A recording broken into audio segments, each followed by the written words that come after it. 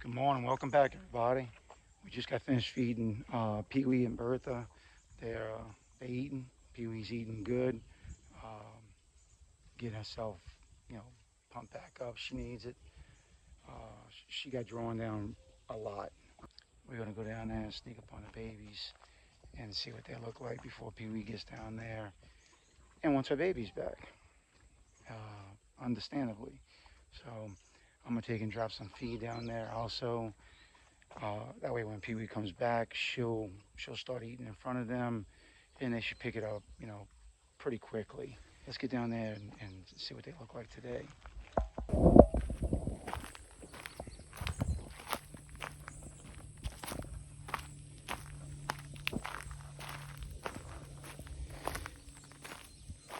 And they're not even trying to move and escape or anything.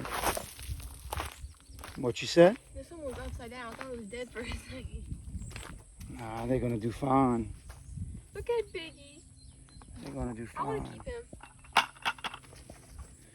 him. One behind you.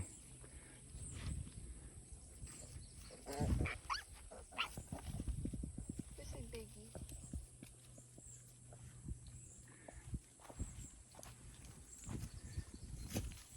What are they doing? Hey, boys and girls, what's going on? It's like a teacher. Oh yeah, y'all looking good. Look how pretty she is. She's all white and then she's brown.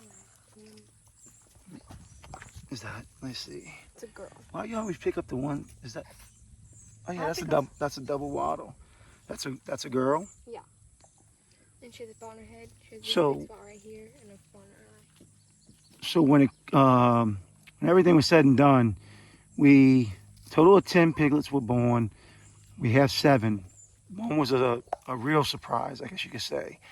And then out of the 10, 7 survived. 7 are doing very, very well this morning. Today would make 2.5 days. There's one rule on these. The first rule, no naming. I've already told you which ones I'm keeping and which ones I'm not keeping, which ones I'm naming. I'm gonna keep a boy and a girl. No, we're not keeping any of them. Yes, we have No, no, to. no, no, no. There's Fatty. No, There's no. Whitey. I told you that's not politically correct. You cannot name anything fatty. So I'll name it 10 now. But they look good. They look really, really good. A bit. That one you can see the like it's weird. The one all the way on the one all the way on the left. You can see the waddles really, really well. And then there's one that the waddles are. When I tell you they're a quarter of an inch, they're like a quarter of an inch long hanging. So I don't know if that's something that'll stay. If they fall off, you see it? Yep, that's it. Oh, that'd be crazy. Go nuts till your mama comes in. Cute. Lay down. Like they almost bark like dogs when they get upset. She reminds me of So, yeah, this Bear. is. He's crazy. So what you think? I'm keeping her. You're not keeping them. I am. You keeping it until it goes to processing. No. Always. As soon as she hears her baby's crying. We're not here to hurt. You know that. Look at him. There you go. We brought you extra this morning. You get a little extra bonus. Oh, Bartley comes back here. A little extra bonus breakfast. Well, an extra bonus shot. Come on, go eat with your mama. Pump that belly back up, girl. You're gonna need it. Money's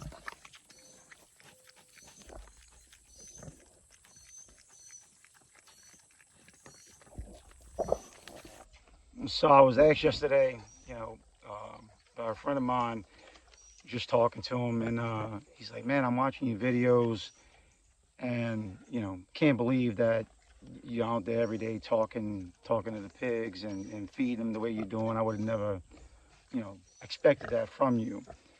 And man, you keep them as pets. You're gonna keep all those pigs. Don't you have another one that's, about ready to give birth? And I had to go with my expertiseism, and I'm like, no, it's not called birth. It's called farrowing.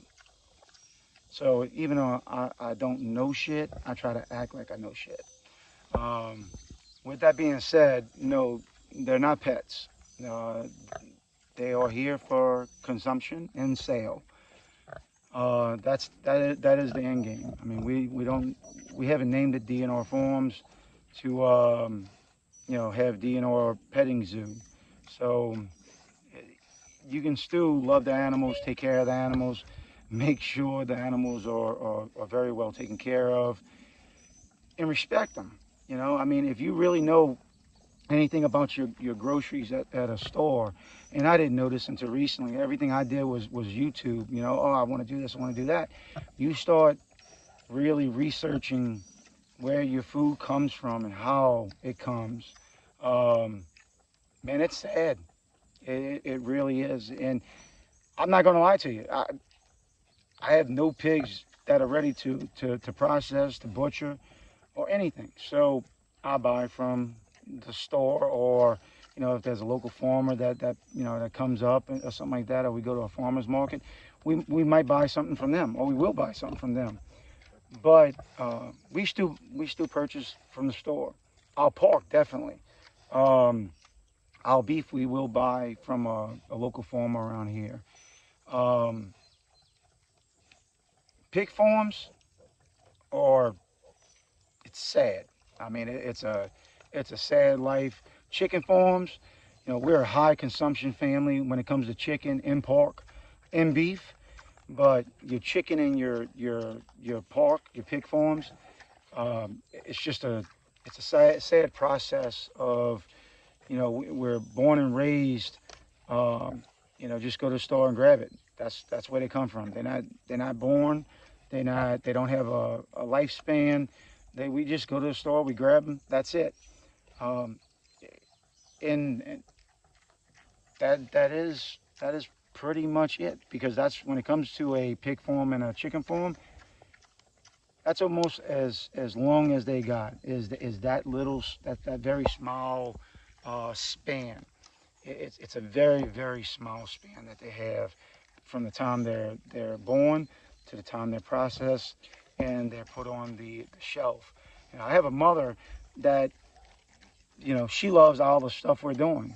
She comes out, she wants to look at everything. She thinks everything is super cool because, born and raised in the city, technically, and never been on a farm.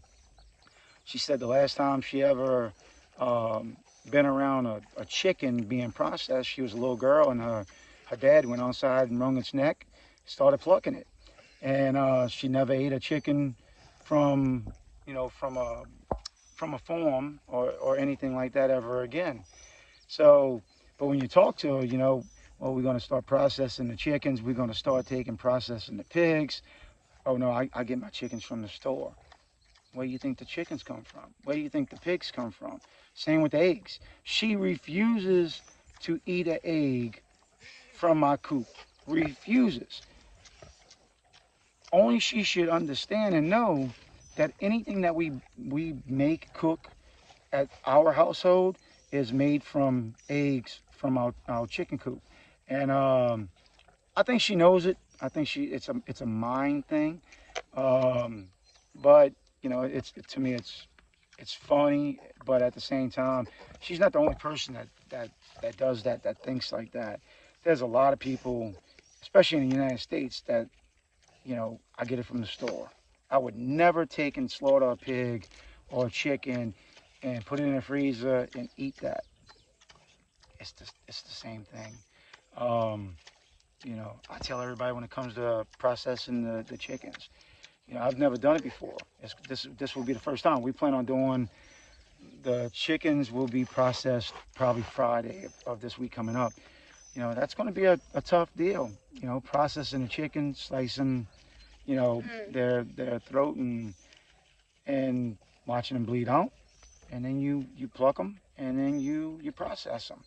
I don't know if I can do it. I mean, I'm going to do these. Now, will they be a second batch? I believe they will because I see the life that we give them compared to the life that they live. When you Google it, when you watch the videos of them, there's no life to them. You know, our chickens for the last 4 weeks, 5 weeks of their lifespan, they live on grass, on pasture, and we feed them. As you know, we supplement them with the pasture, and they have their grain. Um, but they live a outside life like a chicken's supposed to. The chickens that you buy in the store, you know, they're born and raised on concrete, and they're processed after the eighth week, and you're eating those bad boys on your kitchen table. So, is there a difference? I think so. Mentally, I think so.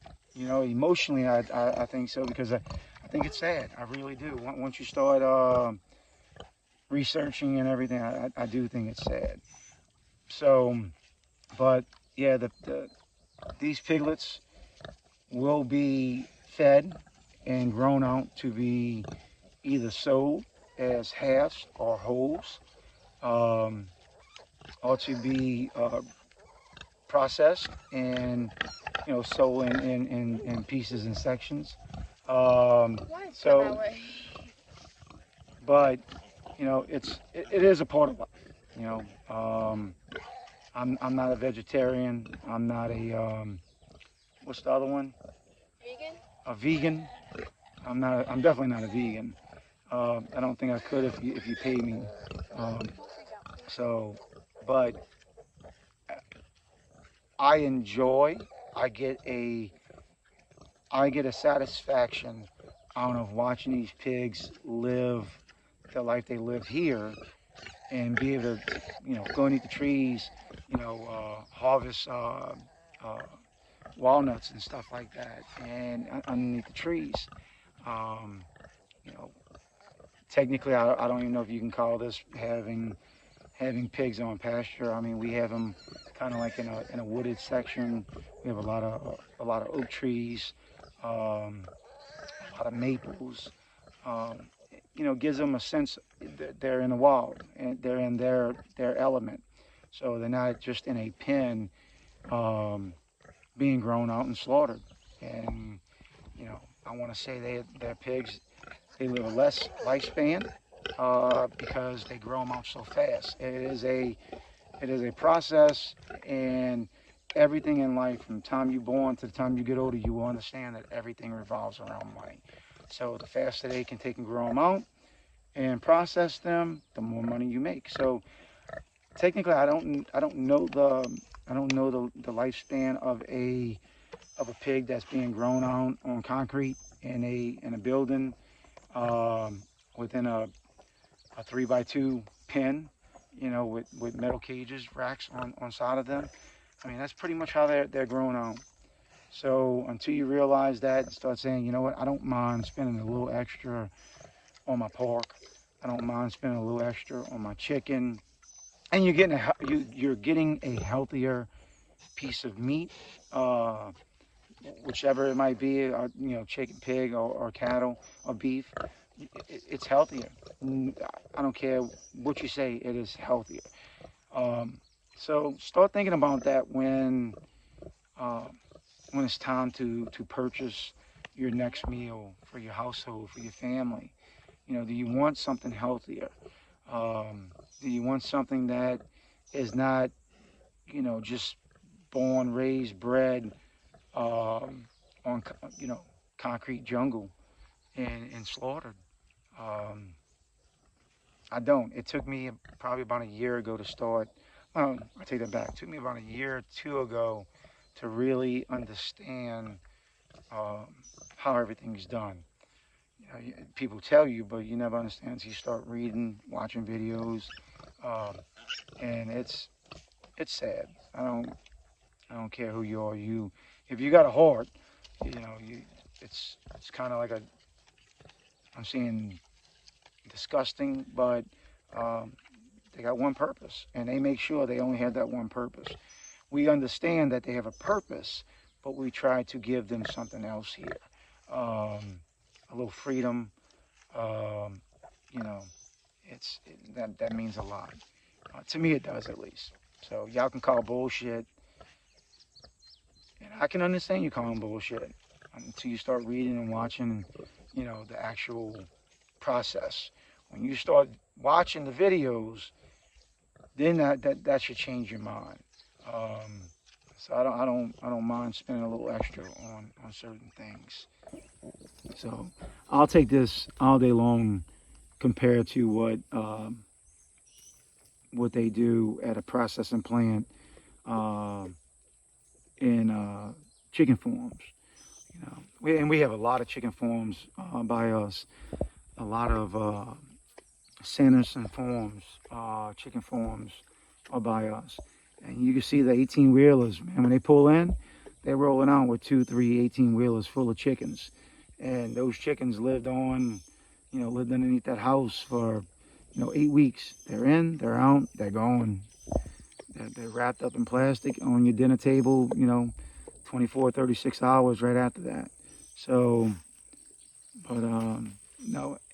And I have my daughter here. I mean, she's learning the meaning behind it.